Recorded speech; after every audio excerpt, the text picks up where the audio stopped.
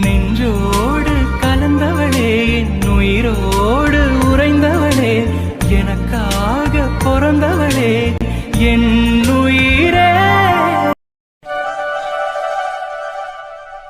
தங்கம் விலை கிடுகிடு உயர்வு. ஒரு பவன் தங்கம் 63,540 ரூபாயா? ஐயோ, தங்கம் விலை என்ன இப்படி கூடிட்டே போகுது? விட்டா இனி ஒரு பவுன் தங்கம் 1 லட்சத்துக்கு வந்துரும் போலயே. இப்படியே போய்கிட்டு இருந்தா நகை கிடைக்கல, நகை கடை இருக்கிற ஏரியா பக்கம் கூட போக முடியாது போல. டேய் அண்ணா. என்னடி?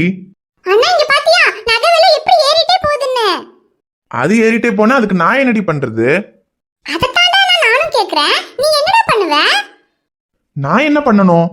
இல்லடா அண்ணா, ஒரு பவன் 63,000 ரூபாய்னு வெச்சுக்கிட்டாலும் 200 பவன் வாங்கணும்னா 1,26 லட்சம். கரெக்டாடா அண்ணா? ஒரு பவுன் 63,000னா 200 பவுனுக்கு 1,26 லட்சம். கரெக்ட் தான். பரவாயில்லடி குட்டிச்சி, கணக்கெல்லாம் கரெக்டா போடுற. படிச்சிட்டியா? நான் கணக்கு படிச்சது இருக்கட்டும்டா அண்ணா. நீ 1,26 லட்சத்தை எப்படிடா ரெடி பண்ணுவ? நான் எதுக்கடி 1,26 லட்சத்தை ரெடி பண்ணணும்? 200 பவுன் நகை வாங்க. எதுக்கடி 200 பவுன் நகை? வேற எதுக்கு? நீ தான் சொல்லுவியே என்ன சீக்கிரமா கல்யாணம் பண்ணி அனுப்பணும்னு. அப்ப சீக்கிரமா எனக்கு கல்யாணம் பண்ணனும்னா 200 பவுன் நகை ரெடி பண்ணணும்ல. ஏனா நீ ஒரு பெரிய டாக்டர், சொந்தமா மல்டி ஸ்பெஷாலிட்டி ஹாஸ்பிடல், மெடிக்கல் காலேஜ்னு எல்லாமே இருக்கு. உன்னோட தங்கச்சியை கட்டி கொடுக்கிறதுக்கு குறைஞ்சது ஒரு 200 பவுன் நகையாவது போடாம இருந்தா நல்லா இருக்காதுல்ல. கண்டிப்பா 200 பவுன் போடணும். அப்ப 1,26 லட்சத்தை நீ எப்படி ரெடி பண்ணுவ? என்னடா அண்ணா கணக்கு போட்டு பார்த்ததும் இப்ப எனக்கு கல்யாணம் பண்ணி வைக்கணும்னாலே உனக்கு பயமா இருக்கா? எனக்கு என்னடி பயம்? அதுக்கு நான் உனக்கு 200 பவுன் நகை போட்டாதானே. டேய் என்னடா நீ இப்படி சொல்ற? 200 பவுன் போட மாட்டியா? நீ ஒரு டாக்டர் தானடா? ஏய், தங்கம் விக்கிற விலையில டாக்டரா இருந்தாலும் 200 பவுன் போட முடியாது. உனக்கு 200 பவுன் போடணும்னா நான் எங்கேயாவது பேங்க்ல தான் போய் கொள்ளையடிச்சிட்டு வரணும். டேய் என்னடா நீ இப்படி சொல்ற? நீ 200 பவுன் போடுவ, அப்படியே போய் செட்டில் ஆயிரலாம்னு பார்த்தேன். 200 பவுன் போட்டா நீ போய் செட்டில் ஆயிருவ. அதுக்கப்புறம் நான் என்ன தெருவில் நிக்கிறதா? இங்க பாரு, 200 பவுன் எல்லாம் கிடையாது. 2,000 ரூபாய்க்கு 4 செட்டு சுடிதார் வேணா வாங்கி தரேன். அதை வேணா எடுத்துட்டு போய் செட்டில் ஆகு. அடச்சி, நீ எல்லாம் ஒரு அண்ணனா?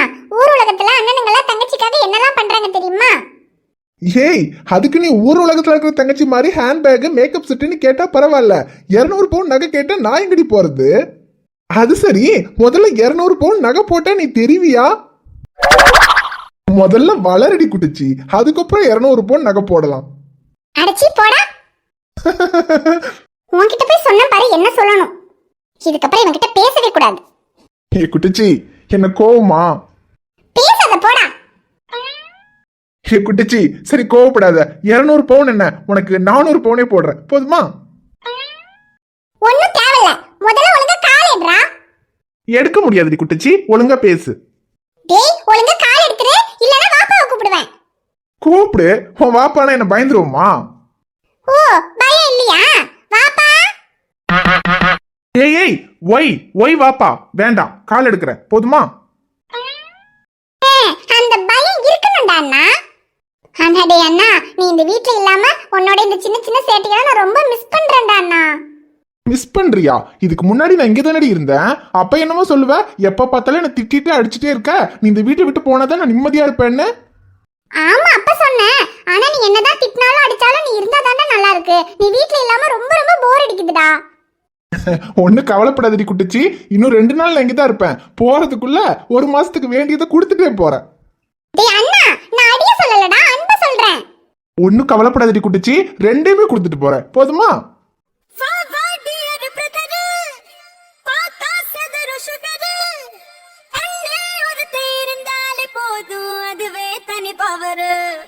எங்க அண்ணன் எங்க அண்ணன் அன்ப அள்ளி தெளிக்கிறது மண்ண, தங்க பாசத்தில் அவனை தாடிச்சுக்க ஊர்ல ஆளே கிடையாது. இப்படி வாயி சா பூ டீ அப்படி சொல்லணும். சாம்பூத்ரியா? உனக்கு சாம்பூத்ரி எல்லாம் கூட தெரியுமா? ஓ தெரியுமே, சின்ன சொல்லி தந்துச்சு. சா பூ டீ அப்படி சொல்லிட்டு அப்புறம் இப்படி வச்சுக்கணும். சின்னவா? அது யாரு? உன் ஃப்ரெண்டா? ஆமா, ஃப்ரெண்ட் தான், சின்னு. டேனா யாருடா அது சின்னு? அங்க ஏதோ புது ஃப்ரெண்ட் சின்னன்னு சொல்றா. ஏ ஃப்ரெண்ட் எல்லாம் கிடையாது, அது நம்ம வீட்டுக்கு புதுசா வந்திருக்கிற ஒரு பொண்ணு, காலேஜ் படிக்குது. ஓ, காலேஜ் படிக்கிற பொண்ணியா ஃப்ரெண்ட்னு சொல்லிக்கிட்டு இருக்க? யாருடா அது புதுசா? அது நம்ம சிம்ரன் பாட்டி இருக்காங்கல்ல, அவங்களுக்கு தெரிஞ்சவங்களோட பொண்ணு. ஓ சரி சரி. சாடா வா மண்டபம் போய் விளையாடலாம். ஓ விளையாடலாமே. விளையாடலாமா? ஏய் நாளைக்கு உனக்கு எக்ஸாம் தானே சொன்னேன், ஒழுங்கா போய் படுறி. டேய் எனக்கு படிக்க தெரியும்டா, நீ வந்ததும் படி படின்னு ஆரம்பிக்காத. ஆமாமா, நீ படிக்கிற லட்சணம் தான் எனக்கு தெரியாதா? படிக்கிறேன்னு சொல்லி லேப்டாப்பையும் தூக்கிட்டு போய் ரூம்ல வச்சுட்டு படம் பார்த்துட்டு இருப்ப. யார் சொன்னா? அப்படிலாம் ஒண்ணும் கிடையாது, நான் படிச்சுட்டு தான் இருக்கேன். தெரியுது தெரியுது, நீ அம்மாவையும் பாப்பாவையும் வேணா ஏமாத்தலாம், ஆனா என்ன ஏமாத்த முடியாதுடி. கொஞ்சம் போடா, சும்மா என்ன டென்ஷன் பண்ணாத. நீ இல்லாம இருக்கும்போது எவ்வளவு நிம்மதியா இருந்தேன் தெரியுமா? அடி பாவி, இப்பதானடி சொன்னேன் நான் இல்லாம போர் அடிச்சுச்சுன்னு. ஐயோ தெரியாம சொல்லிட்டேன். ரெண்டு பேரும் இங்கதான் இருக்கீங்களா? இந்தாங்க காஃபி. ஐயோ அண்ணி, இவனை வச்சுட்டு எப்படி நீ வீட்ல மேய்க்கிறீங்க? உன்னை இந்த வீட்டுல அம்மாவும் பாப்பாவும் எப்படி வச்சு மேய்க்கிறாங்களோ அப்படிதான். ஈசாரா உன்னை என்ன பண்ணாரு? என்ன பண்ணானா? பண்றது பூரா சேட்டை. கல்யாணமாகி ஒரு குழந்தை இருக்கு, ஆனா ரியா குட்டி பண்றதை விட ஓவரா சேட்டை பண்ணிக்கிட்டு இருக்கான். ஆனா உன்னை நீ இவனை எல்லாம் வச்சு மேய்க்கிறதுக்கு கண்டிப்பா உங்களுக்கு அவார்டே கொடுக்கணும். நீ அவார்டு தானே ஆல்ரெடி கொடுத்தாச்சு. என்ன அவார்டுடா கொடுத்த? அது என் பொண்டாட்டிக்கு நான் என்னமோ கொடுத்தேன், உனக்கு என்னடி? குடு குடு, உன் பொண்டாட்டிக்கு நீ என்னெல்லாம் கொடுத்திருப்பேன்னு எனக்கு தெரியாதா? ஏய், ஒரு அண்ணன் கிட்ட பேசுற மாதிரி அடி பேசுற. நீ ஒரு தங்கச்சி கிட்ட பேசுற மாதிரியாடா பேசுற? ஏ குட்டச்சி, தங்கச்சின்னு கூட பார்க்க மாட்டா, ஒழுங்கா எந்திரிச்சு போயிரு. போறேன் போறேன், என் பொண்டாட்டி வந்தாச்சு, இடத்த காலி பண்ணுன்னு சொல்லாம சொல்ற. ஹெரிய குட்டி வா, நம்ம அந்த பக்கமா போய் விளையாடலாம். ஏ சாரா, உனக்கு காஃபி எடுத்துட்டு வந்திருக்கேன், குடிச்சிட்டு போ. குடிங்க, நீ நான் அந்த பக்கமா போய் குடிச்சுக்கிறேன். இன்னும் கொஞ்ச நேரம் நான் இங்க இருந்தேன்னா ஒருத்தனுக்கு கடுப்பாகும். டேய் அண்ணா, நான் போறேன், நீ நடத்து. நான் நடத்திக்கிறேன், நீ கிளம்பு கிளம்பு. சரிடா, கிளம்புறேன். ரியா குட்டி, உன் அப்பா ஓவரா சீன் போடுறான், வா நம்ம அந்த பக்கமா போய் விளையாடலாம். ஏங்க எதுக்கு அவளை சும்மா வம்பு எடுத்துட்டே இருக்கீங்க? சும்மா ஐஷு, எவ்வளவு நாளைக்கு அவ இந்த வீட்டுல இருக்கிற வரைக்கும் தானே அவளை வம்பு இழுக்க முடியும். கல்யாணம் பண்ணி போயிட்டானா அப்புறம் இப்படி எல்லாம் வம்பு இழுக்க முடியாதுல்ல. ஆமாமா, ஆனா அவ கல்யாணம் பண்ணி போயிட்டா அத்தையும் மாமாவையும் விட நீங்க தான் ரொம்ப ஃபீல் பண்ணுவீங்க. ஆமா ஐஷு, அது என்னமோ உண்மைதான். எப்பவுமே அவ கூட சண்டை போட்டுட்டே இருந்துட்டேன். அவ போயிட்டா கொஞ்சம் கஷ்டமா தான் இருக்கும். ஆனா என்ன பண்றது, அவளுக்கும் சீக்கிரத்துல கல்யாணம் பண்ணி வைக்கணும்ல. அதெல்லாம் ஒண்ணும் கவலைப்படாதீங்க, பக்கத்துலயே ஒரு நல்ல மாப்பிள்ளைய பார்த்து கல்யாணம் பண்ணி வச்சிடலாம். அப்புறம் எப்பவுமே பார்த்துட்டே இருக்கலாம்ல. பார்க்கலாம். அப்புறம் ஐஷு, நீ சீக்கிரமா ரெடி ஆகு, ஸ்கேன் பண்ண போகணும்ல. ஸ்கேன் பண்ணதுக்கு அப்புறம் தான் வீட்டுல எல்லார்கிட்டயும் சொல்ல முடியும். சரிங்க, நீங்க இந்த காஃபி குடிங்க, அதுக்குள்ள நான் ரெடி ஆயிட்டு வந்துடுறேன். சரி, சீக்கிரமா ரெடி ஆயிட்டு வா.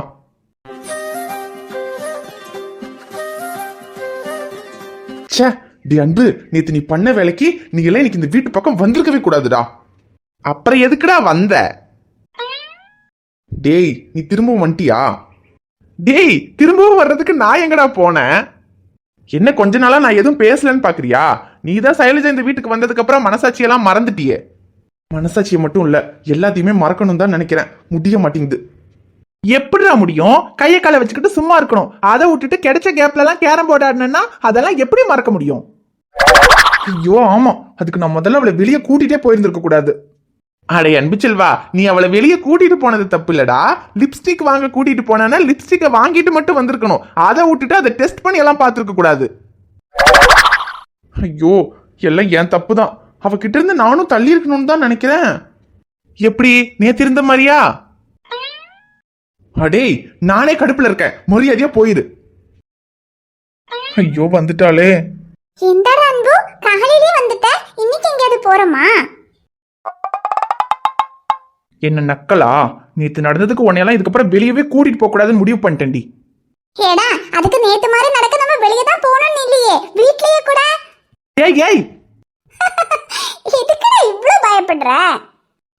ஏன்னா நீ தான் பயப்படவே மாட்டேங்கிறியே. நான் எதுக்குடா பயப்படணும்? ஆமால, நீ எதுக்கு பயப்படணும்? இது ஏன் வீடுல, நான் தான் பயப்படணும். ஐயோ டே அன்பு, என்னடா நீ ஏன் இப்படி ஆயிட்ட? கொஞ்சம் ஒரு மாசத்துக்கு முன்னால உள்ள சீனை ஞாபகப்படுத்தி பாரு, அப்ப நீ எப்படி இருந்த? தட்டி தாக்க போறான், ஸ்கெட்ச போட்டு தூக்க போறான். ஹே ஃப்ராடு, என்ன அப்படி பாக்குற? என்னமோ அன்புக்கு தில் இருந்தா நேர்ல வந்து ப்ரப்போஸ் பண்ண சொல்லுன்னு சொன்னியாமே. நேர்ல வந்துட்டேன். இப்ப ப்ரப்போஸ் பண்றேன். I love you. ஒரு நல்ல வானம் உள்ள வானம் நல்ல காதலானும் ஒன்னா சேர்ந்தாரேனோ. அவ்வளோ கெத்தா இருந்த, இப்போ என்னடா எல்கேஜி குட்டின போய் பேடிக்கிற? பேசுடி பேசு. இப்போ உன் டேர்னு. நீ பேசணும், நான் கேட்கணும். ஆனா எனக்கு ஒரு டேர்ன் வரும்டி. அப்ப நான் பேசுறேன். உன்னை இந்த வீட்டை விட்டு எப்படி அனுப்புறதுன்னு தெரியாம தாண்டி திணறிக்கிட்டு இருக்கேன். உனக்கு என் மேல விருப்பம் வர வச்சு இந்த வீட்டை விட்டு ஓட வைக்கிறதுக்கு ஏதாவது ஒரு சின்ன சான்ஸ் கிடைக்கட்டும். அப்புறம் இருக்குடி உனக்கு. அது நின்னு கூட கலையில அன்பு. நீ என்ன பண்ணாலும் நான் இந்த வீட்டை விட்டு போக மாட்டேன். என்ன மனசுல நினைக்கிறத கரெக்டா சொல்றா? நீ மனசுல நினைக்காததுன்னு சொல்லுவேன்.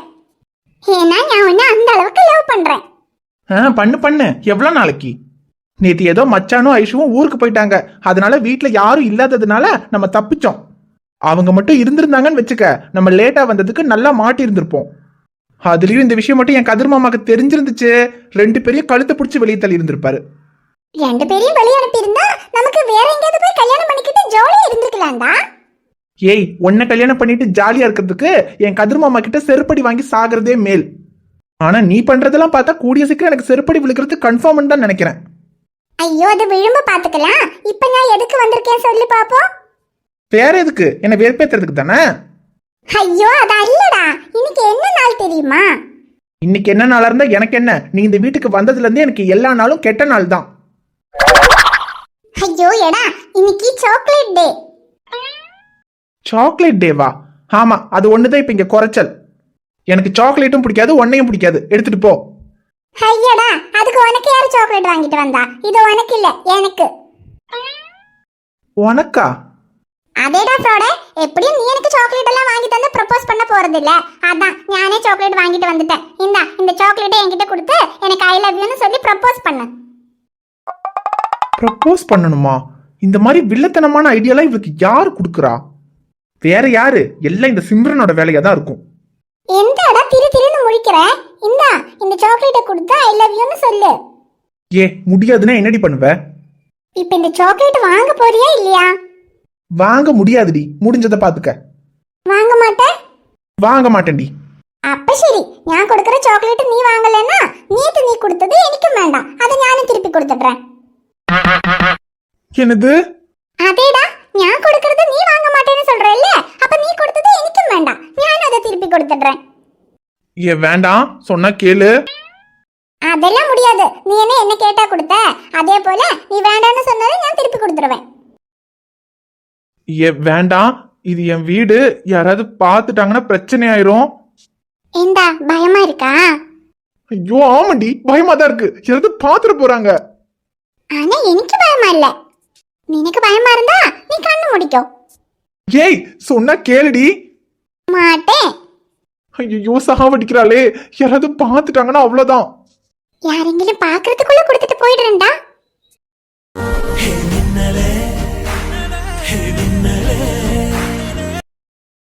அன்பு. ஐயோ அக்கா. ஏய், போயிட்டாளா? கொஞ்ச நேரத்துல மூச்சே நின்றுச்சு. ஏன் முன்னால இப்படி எல்லாம் பண்ற? எப்படியாவது உன் மனசை மாத்தி இந்த வீட்டை விட்டு அனுப்பிடலான்னு பார்த்தா நீ என் மனசை மாத்திருவ போல.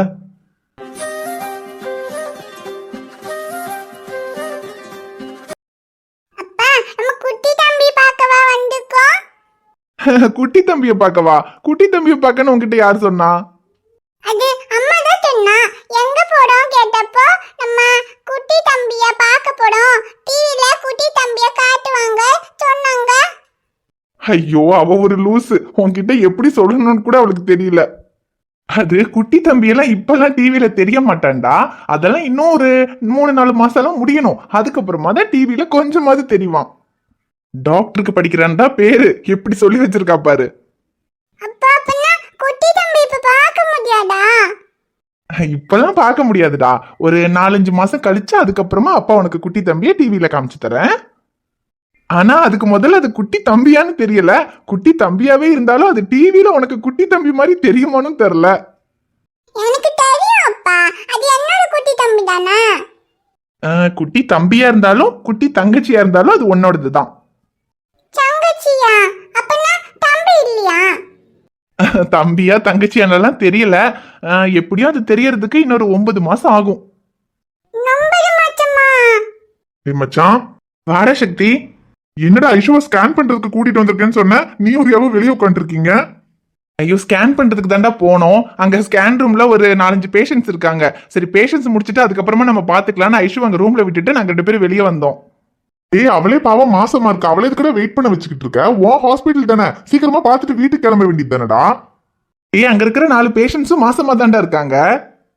ஏன் ஹாஸ்பிட்டலுங்கிறதுக்காக முன்னாடி வந்து அவங்கள வெயிட் பண்ண வச்சுட்டு நான் ஃபர்ஸ்ட் போய் பார்க்க முடியுமா?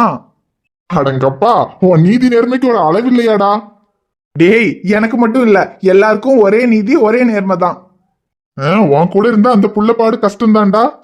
ஒரு கஷ்டமும் இல்ல, கொஞ்ச நேரம் வெயிட் பண்றதுனால எதுவும் ஆக போறது இல்ல.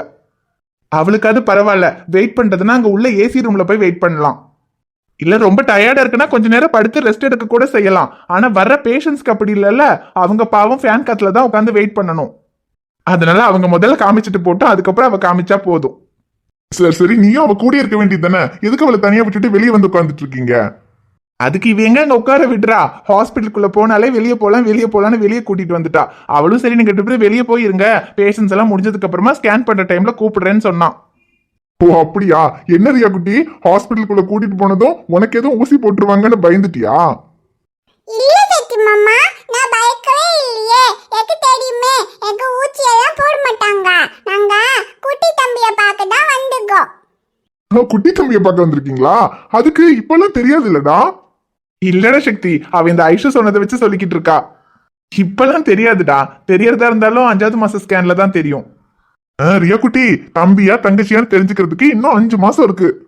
5 மாசமா? 5 மாசத்துலதான் தெரியாது, 9 மாசம் இருக்கு. என்னடா சொல்ற? அதான் 5வது மாச ஸ்கேன்ல தெரிஞ்சிருமே. 5வது மாச ஸ்கேன்ல தெரிஞ்சிரும், இருந்தாலும் என்ன குழந்தைன்னு இப்பவே தெரிஞ்சுக்க வேண்டாம், குழந்தை பிறந்ததுக்கு அப்புறம் தெரிஞ்சுக்கிட்டா போதும்னு இருக்கேன்டா. டேய் ஏன்டா, நாங்கெல்லாம் என்ன குழந்தையா இருக்கும்னு தெரிஞ்சுக்கிறதுக்கு அவ்வளவு ஆர்வமா இருப்போம். ஆனா எங்க கிட்ட எல்லாம் சொல்லவே மாட்டாங்க. ஆனா உன் ஹாஸ்பிட்டல்ங்கிறதுனால கண்டிப்பா உங்ககிட்ட சொல்லுவாங்க. ஏன்டா தெரிஞ்சுக்க வேண்டாம்னு நினைக்கிற? டேய் ஏன் ஹாஸ்பிட்டலாவே இருந்தாலும் இப்பவே என்ன குழந்தைன்னு தெரிஞ்சுக்க வேண்டாம்னு தோணுது. என்னதான் இருந்தாலும் குழந்தை பிறந்ததுக்கு அப்புறம் உங்களுக்கு இந்த குழந்தை பிறந்திருக்குன்னு வந்து சொல்லும் போது இருக்கிற அந்த ஒரு சந்தோஷம் இப்பவே தெரிஞ்சுக்கிட்டா இருக்குமான்னு தெரியலடா. அதுலயும் அந்த 9 மாசம் வயிற்றுல இருக்கிற குழந்தை என்ன குழந்தையா இருக்குன்ற எதிர்பார்ப்போட அது என்னன்னு தெரிஞ்சுக்கிறதுக்காக காத்துக்கிட்டு இருக்கிறதுலயும் ஒரு சுகம் இருக்குல்லடா. அது என்னமோ உண்மைதான், இருந்தாலும் உனக்கு தெரிஞ்சுக்கிறதுக்கு வாய்ப்பு இருந்தும் அது எதுக்கு விடுறேன்னு கேட்டேன். இப்ப எனக்கு தெரிஞ்சுக்கிறதுக்கு வாய்ப்பு இல்லைன்னா என்ன பண்ணிருந்திருப்போம்? அந்த மாதிரி இருக்க வேண்டியதுதான். அதான் நான் டாக்டர் கிட்டயும் சொல்லிட்டேன், என்ன குழந்தைன்னு எங்க கிட்ட சொல்ல வேண்டாம், நாங்க குழந்தை பிறக்கும் போதே தெரிஞ்சுக்கிறோன்னு. ஐஷு கிட்டயும் சொல்லியிருக்கேன், என்ன குழந்தைன்னு கேட்கவே கூடாதுன்னு. நீ தெரிஞ்சுக்காம வெயிட் பண்ணுவடா, ஆனா பாவம் பொண்ணுங்க மனசு கேட்காதேடா. அதெல்லாம் நான் சொன்னதுக்கு அப்புறம் ஐஷு கேட்காம இருப்பாளா? வேற என்ன பண்ணுவா, தலையெழுத்து கேட்டுதானே ஆகணும்னு இருப்பா. எப்படியோ, ஆனா ரியாவுக்கு குட்டி தம்பியா தங்கச்சியாங்கிறது இன்னும் 9 மாசத்துக்கு அப்புறம் தான் தெரியும்.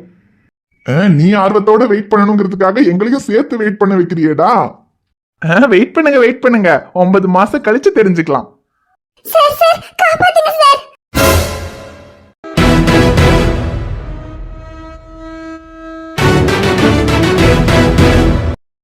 ஜூலி, ஜோசப், ஹாய் ஃப்ரெண்ட்ஸ், எல்லாரும் எப்படி இருக்கீங்க? நிச்சயமா நலமா இருப்பீங்கன்னு நம்புறோம். இந்த வீடியோ உங்களுக்கு பிடிச்சிருந்தா மறக்காம வீடியோவுக்கு ஒரு லைக் போடுங்க. வீடியோ பத்தின கருத்தை மறக்காம கமெண்ட்ல சொல்லுங்க. வீடியோவை உங்க ஃப்ரெண்ட்ஸுக்கும் ஃபேமிலிக்கும் ஷேர் பண்ணுங்க. சேனலை சப்ஸ்கிரைப் பண்ணாம பார்த்துட்டு இருந்தீங்கன்னா சப்ஸ்கிரைப் பண்ணிட்டு பாருங்க. ரியா பாப்பா உங்களை பார்க்க